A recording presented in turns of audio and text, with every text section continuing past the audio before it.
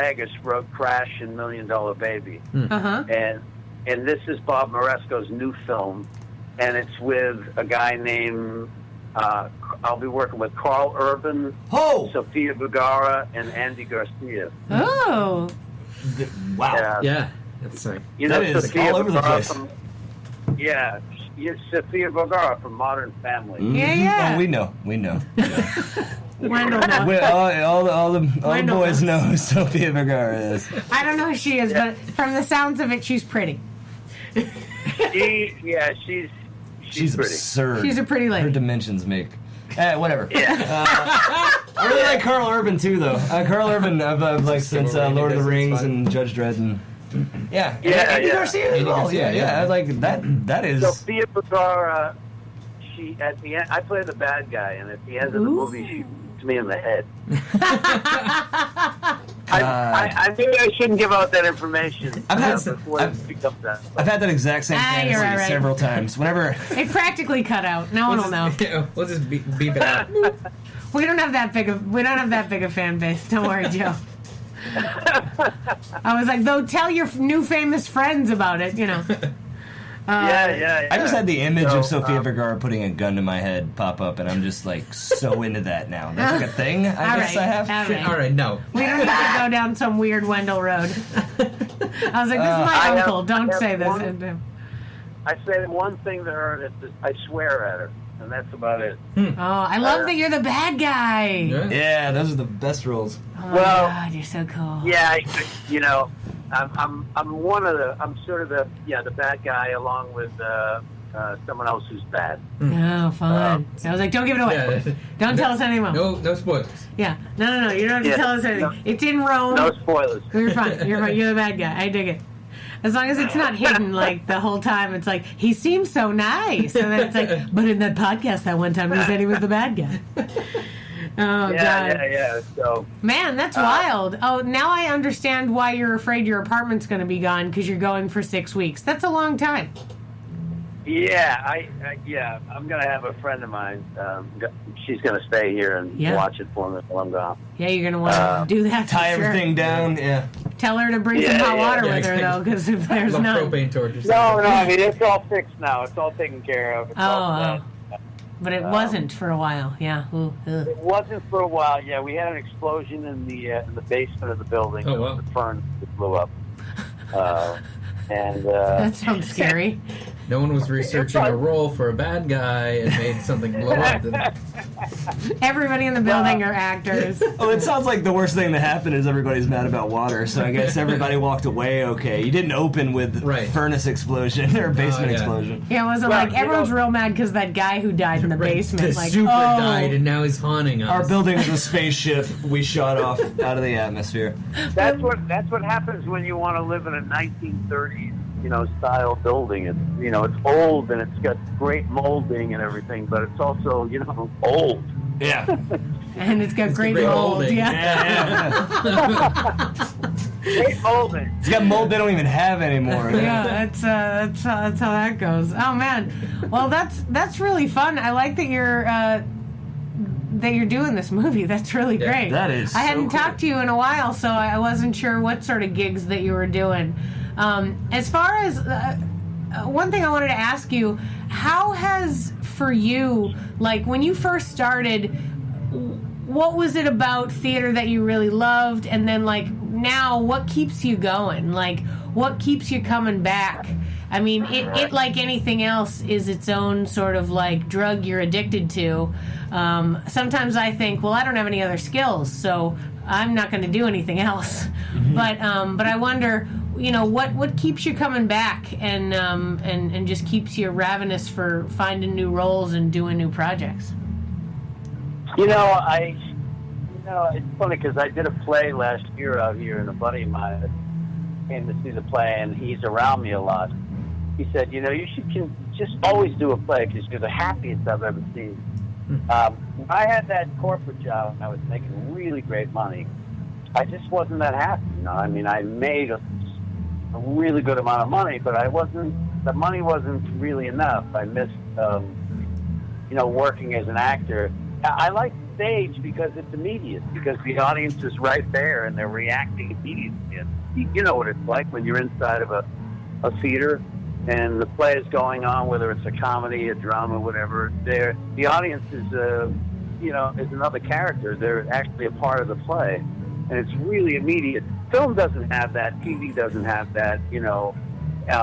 I do those. I'll do when I can, when they let me, because I'm not a star. So occasionally I get parts, and it's always good because it pays well. It pays a decent amount of money, not a lot, but enough, more than theater. Yeah. But I think, as listen, you moved out there, you started a theater, you teaching improv, life has become about it. But it has to be in your blood. You have to really want to do it. Yeah. Because somebody else, I would say, don't do it. Go get a job where you can earn money and live a happy life. I mean, I never had kids. I'm a single guy. I never had kids. That's the only thing I regret, is that I didn't have a family. I mean, because I was so focused on trying to notch out a career that I really didn't, have that. And if I could do it all again, I would do it the same way. I would just do it with a family. That's the only difference. Well, I'll tell you how it goes. I mean, I'm actually a little worried about it because, I'm going to have the baby in maybe a month. In fact, I may have the baby before your episode airs. You know what I mean? And I was thinking about that just the other day. It's like, how much of my existing lifestyle will I be able to maintain with this kid? I mean, when he's little, sure. I can tote him around, make him do whatever I want. But, when he gets older and, has interests in school and after-school stuff, how much theater am I really doing? What sort of, how many classes can I possibly teach? And I really wonder how that is. So it's don't write it off as, if only I'll let you know. Maybe in a couple of years I'll be like, Joe, hey, be cool with it. Hey, you should try to pop the kid out early and send him with Joe to Rome. Yeah. I have a lot of friends that have kids, and they work it out, Sure. And I didn't realize my early 40s how much I really love kids, and because when you and your sister were young, I was in my 20s and I was in New York, being crazy. Yeah. And as I got older, then I was like, I'd be around my friends with their kids, and I'm a godfather to my friend's little girl. She's 5 now. And, kids are amazing. They're just amazing because they say the world hasn't gotten to them yet, so they have that sense of honesty that just is beautiful. Oh, yeah, they're the best kind of people, honestly. Oh, absolutely. They are. I mean, I can't wait to see my little... Oh, yeah. Mm-hmm. Especially because you're... I'm glad that your friends asked you to be the godfather. I can vouch for you as being a good godfather. You've done all the things that a good godfather could do. You've taken care of all the things that needed to be taken care of when my dad couldn't take care of them. So that was really great. That's right. I was your godfather. That's right. Yeah, you are. You're my godfather. Absolutely. You're doing pretty well, though. So Yeah, you're all right. See what I tell you? You're pretty good at your job. You didn't let God down. Right? I mean, and we're in a couple months we can high five over both having Easter Mass with the Pope. It's going to be a good time. I can't wait. I can't wait to hear your Pope story. No. Yeah, me and the Pope, we're going to be hanging out in Rome. We're going to go out some vino together. Oh, yeah. That's what he's like. That's what he's like. He's got the best vino. Yeah. He'll be like, just be nice to people. That's pretty much my one rule. High fives all around. That's what Pope Francis is. Yeah, And but I have to say, on the air right now, how incredibly, seriously, Amy, I'm really proud of you because, you're living the life. And there's a lot of people, especially out in L.A., there's a lot of people that come out here and they want to be movie stars. That's what they want to be. They don't train as actors. They don't do any of that stuff. They just sort of show up and go, hey, I want to be a movie star. Because that's what television does today with some of these shows. And they just think, I'll come out here and I'll be a huge star. And sometimes they are. But someone like you and myself and all of my friends that I knew, went to New York, and I really wanted to learn how to be a good actor. That's all I really wanted to learn how to be good. And I'm trying to learn how to be good. Because I look at the guy I love is Daniel Day-Lewis. I love that guy. But you're doing it, and I'm really proud of you.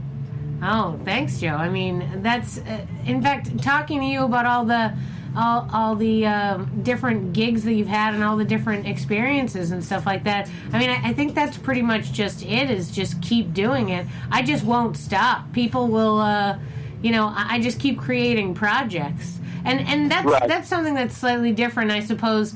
I've only just recently signed with like a film agent and done any of that. I haven't really gotten much from that. I've done a few commercials on my own before I got the agent, but you know what I mean. Like the world that I'm in, Austin, Texas, is it's a different kind of place. When you were talking about the immediacy of live theater, I know you can't see it, but we were all nodding our heads because that's what we do. We do live comedy, and in fact, all of us work on a monthly live comedy show, and it's great to see the people's reactions, to see what's going on, to react sometimes and be like, why don't they get it? I don't know what they're doing, Sometimes it's like, no one's laughing. It's their fault, though. Yeah, of course it's their fault. Yeah. What's wrong with them? It's funny that you said that, because I got invited, a friend of mine invited me the other night. He's a stand-up, and he's also an actor. Remember the show Mike and Molly? Uh-huh. Uh-huh. He's the guy that plays Mike, Billy Gardell. Uh-huh. And he's a buddy of mine, and I hadn't seen him in a while. And he called me up the other night and said, hey, I'm going to be out in Irvine. You want to come out and see me? And Irvine's like from Hollywood. It's about an hour and a half. And I said, yeah, sure, I'd love to. So I drove out, and he was at the Improv out there. And there was like, I don't know, maybe 1,500, 2,000 people. It was like huge. Wow. And he came up, and he was brilliant. I mean, he slayed. He was so funny. And I kept looking at him and thinking, in order to do that, what he's doing, it takes time, stage time. And that's the same thing I feel about, acting. It's like the more plays or the more shows you do or the more improv projects you work on, or the more times you get in front of an audience, you just keep honing that, And I watched him and I thought, wow, that's something that he wasn't that good when he started, I'm sure. Yeah. It takes years of stage time, and he just had the audience in his hands. He was brilliant. So and I think that's what I want to learn what you do. I don't know anything about improv, and I wish I did. Well, that's okay. You do movies in Rome for right now. Yeah. And we're pretty cool and all, but you're going to beat the Pope. Yeah, so. Nobody's sending us to Rome right now, so you just do that. You get your thing, and then later we can talk about doing some comedy. We'll do that later. Yeah, okay. Well, you can... listen, I've always wanted... I told you, I've wanted to take my class.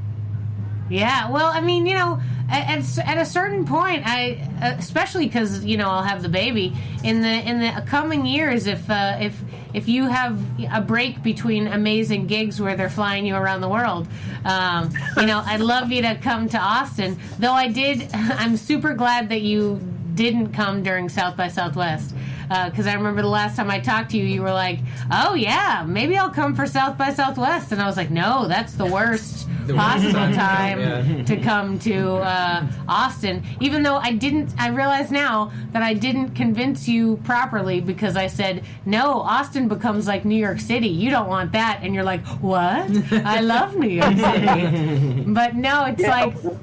it's like the city triples in population and everyone's douchey. So that's pretty much what South by is like. Everyone's douchey. Yeah, they're just not nice. You know, they're all sort of, everyone's got an agenda, and then everyone's trying to be famous. And you're like, relax.